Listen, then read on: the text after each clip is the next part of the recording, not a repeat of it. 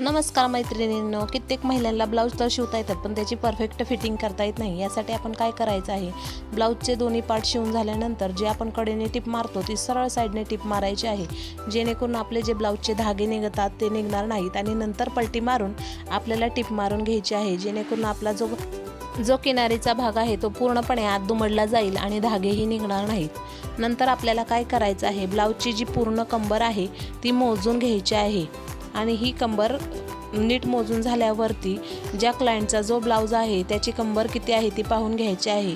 आणि आपली जी जो शिवलेला ब्लाऊज आहे त्याची कंबर जी एक्स्ट्रा असते, क्लायंटचा जो फिटिंग कमरेचा भाग आहे तो एकदम आपण मोजून घ्यायचा आहे आणि जो राहिलेला एक्स्ट्राचा भाग आहे त्याचे 4 भागात विभाजन करून घ्यायचे आहे आणि तो भाग मोजून घ्यायचा आहे।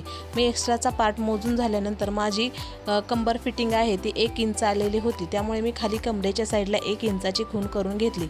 नंतर माझी जी मुंडा फिटिंग होती ती पूर्णपणे 7 होती, त्यामुळे मी 7 इंचाची फिटिंगची रेषाची मारून घेतली आणि बाही जी फिटिंग होती ती माझी 5 होती, तिथंही मी खडून एक खूण करून घेतली आणि या तिन्ही रेषा आपल्याला एका लाईनमध्ये जुळवून घ्यायच्या आहेत, जेणेकरून आपली जी फिटिंग आहे ती परफेक्ट येईल आणि आपला ब्लाऊजही खूप छान प्रकारे बसेल।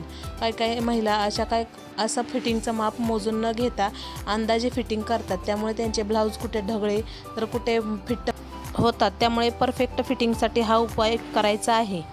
राहिलेला जो कडेचा भाग आहे तिथे 4-4 टिपा मारून घ्यायचे आहे। अशा प्रकारे आपले ब्लाऊजची फिटिंग चांगल्या पद्धतीने करायची आहे।